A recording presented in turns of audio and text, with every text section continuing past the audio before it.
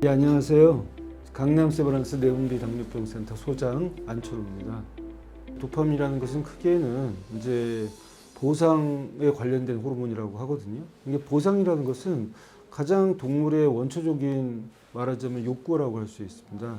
내가 어떤 행동을 했을 때 신체적으로 어떤 나한테 이득이 있을 거야. 뭐 금전적인 이득도 보상일 수도 있고요. 정신적인 이득도 보상이라고 할 수 있습니다. 우리가 기부를 할 때 나한테 돌아오는 건 하나도 없지만 내 마음이 즐겁고 행복하지 않습니까? 그것도 보상인데 도파민이라는 것은 뇌에서 나의 보상에 대한 심리를 자극시키거든요. 이제 우리가 어떤 일을 갖다가 공부하거나 어떤 행동을 했을 때 보상 심리로 기분을 좋게 해주는 것이 도파민이거든요. 일종의 마약 같은 느낌인 거죠. 근데 우리가 실제로 하는 마약보다는 조금 더 기본적인 구조이기 때문에 아주 심하지는 않지만 이런 게 어떻게 보면은 긍정의 호르몬이고 어떻게 보면은 도전의 호르몬이고 호감의 호르몬이라고 얘기를 합니다. 왜냐하면 보상 심리가 있고 내가 기분이 좋아져야지만이 우리가 이제 그거에 대해서 막 학습도 하고 또 열정을 갖고 일하지 않습니까? 그래서 어떤 사람은 도파민을 도전의 호르몬이라고 얘기하는 사람도 있는데 근데 이게 도파민의 양면성이라는 게 뭐냐면 중독이라는 게 있습니다. 결국은 우리가 도파민 호르몬이 나오면은 내가 기분이 좋고 여러 가지로 이제 그런 상황에서 도파민 수용체가요. 뇌에 있는 도파민 수용체가 점점 이제 내성이 생기거든요. 그러면 우리 몸의 뇌는 더 많은 도파민을 요구하게 되고 계속 그 도파민을 더 많이 요구하기 위해서는 거기에 빠져들 수밖에 없거든요. 그러니까 요즘 얘기하는 도박 중독이라든지 충동 구매라든지 이런 여러 가지의 그 어떤 중독에는 도파민의 양면성이 있는 거고요. 우리가 이제 뭐 홈쇼핑에서 충동 구매할 때 그 사람의 이제 혈액에서 보면은 도파민이 또 많이 나오거든요. 그래서 도파민을 좋은 의미로는 호감의 호르몬, 도전의 호르몬, 긍정적인 의미로 뭐 이제 얘기도 하지만 나쁜 의미로 얘기할 때는 뭐 충동의 호르몬, 중독의 호르몬, 집착의 호르몬 이렇게 얘기를 하거든요. 어떤 신체적인 어떤 보상도 있지만 심리적인 보상도 있거든요. 그래서 심리적으로 뭐에 빠져들고 막 어떤 걸 좋아하게 되면 도파민 분비는 늘어나게 되는 거죠. 그래서 그 도파민이 분비되면서 점점 그 사건에 자꾸 이제 말하자면 집착하게 되고 충동을 갖게 되는 겁니다. 아무래도 도파민이라는 것은 자극적일 때 많이 나오는데 영상이 좀 짧아지면 더 자극의 강도는 깊이가 밀도가 높아지고 또 내용 자체도 굉장히 쭉 보면은 흐름 자체가요. 또 우리가 영상 같은 거 편집할 때도 보면은 예를 들면 부드럽게 나갔다가 강하게 나갔다 그래야 되는데 그런 영상을 짧게 하게 되면 색조의 변화가 빨라지거든요. 근데 그렇게 되면은 도파민의 분비가 아무래도 더 보통의 그냥 긴 영상을 볼 때보다는 더 다이나믹하게 분비될 수 있다고 봅니다.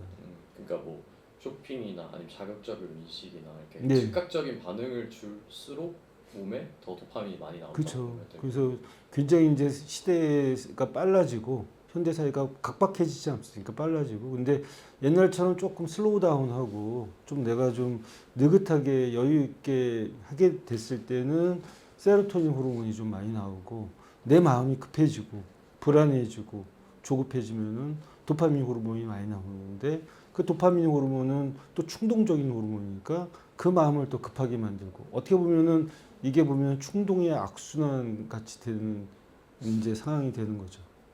그 최근에 이제 많은 사람들이 호소하는 게 네. 휴대폰 보고 네. 뭐 영상 보고 네. 자극적인 게 먹다 보니까 네. 집중력이 너무 떨어진 것 같다. 맞습니다. 실제로 집중력과 도파민은 또 어떤 상관관계가 있나요? 아까 얘기했던 도파민이라는 호르몬은 굉장히 충동적이고 짧은 시간에 이제 도전과 에너지를 만드는 호르몬인가 하면 이제 가바라는 호르몬이 있는데요. 이것도 일종의 신경 전달 물질이고 도파민하고 약간의 이제 반대적인 기능을 갖고 있고요. 이건 조금 더 이제 말하자면 차분하게 만들고 집중, 인내심을 주는 호르몬이거든요. 그래서 도파민과 이 가바의 밸런스가 깨진다든지 도파민 호르몬이 많아지면 가바 호르몬 반대로 또 상대적으로 줄어들게 되면 마음의 조급함이라든지 불안이 더 심해지고 악화될 수 있다고 봅니다. 근데 이제 도파민 디톡스라는 거가 뭐 크게 이제 뭐 다른 건 아니고 아까 지금 얘기했던 그런 자극적인 그런 생활에서 조금 더 그런 걸 좀 제외하고 잊고 좀 살아보자.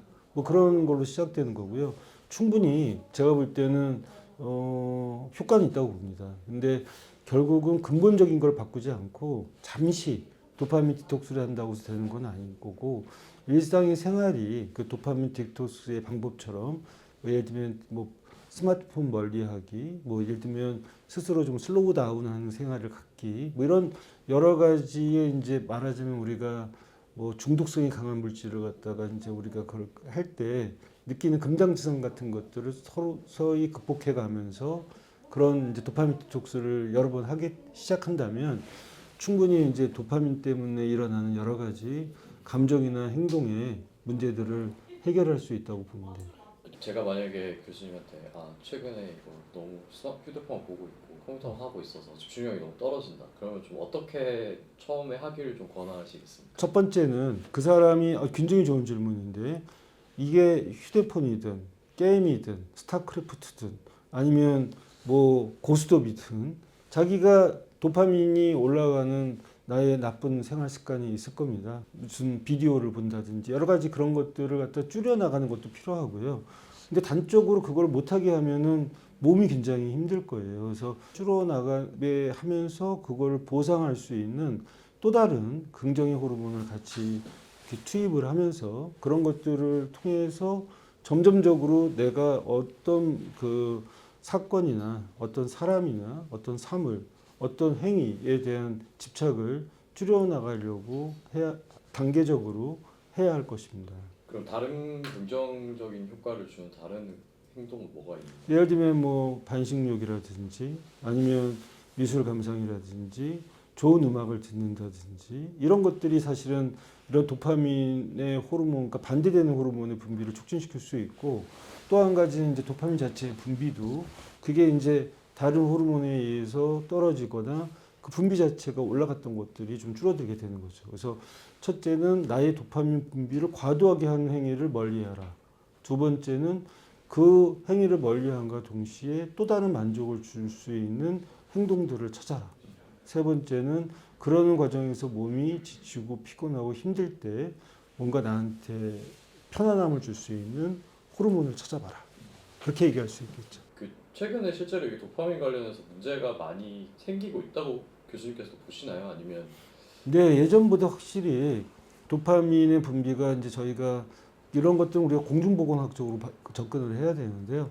사실 이제 진료실에서 찾아오는 환자들, 주변에 생활하면서 보는 사람들, 도파민 과잉의 시대라고 저는 감히 얘기를 할 수 있을 것 같고요. 이제 점점적으로 우리가 예전에도 그런 어떤 공중보건학적으로 이제 어떤 수치들을 검사를 하거든요. 그래서 예전에 이제 뭐 10년 전에 뭐 평균 일반 사람들의 그 호르몬 수치가 지금의 호르몬 수치하고 얼만큼 변천했을까, 달라졌을까 이렇게 보게 되면 아직 뭐 그런 데이터가 정확히 나와 있지는 않지만 10년 전, 20년 전 우리가 예를 들면 농촌 시대의 한국의 도파민 수치하고 지금 현대화 산업화된 이 한국의 도파민 호르몬 수치는 분명 차이가 있다고 저는 단언할 수 있습니다. 이거를 전반적으로 줄이려면 어쨌든 사회 자극이나 이런 게 줄어야 되는 건데 그건 사실 불가능한. 그럼요. 근데 그건 내가 볼 때는 이제 경쟁도 좀 줄여야 될 것 같고, 근데 개인적인 노력도 필요하지만 지금 기자님이 정말 좋은 말씀을 하셨는데 사회적인 어떤 시스템도 중요합니다. 그래서 일을 하고 열심히 일할 수 있는 그 어떤 산업 주도적인 사회에서 뭔가 이제 사람들한테 여유를 줄 수 있는 그 여유를 즐기는 것 자체가 죄악시하지 않고 그 자체가 또 하나의 그 사람의 성공의 어떤 잣대로 볼 수 있는 그런 사회적인 문화 또 어떤 사고 그다음 그런 시스템 이런 것들이 또 도파민 과잉의 시대를 줄일 수 있지 않을까 생각이 듭니다.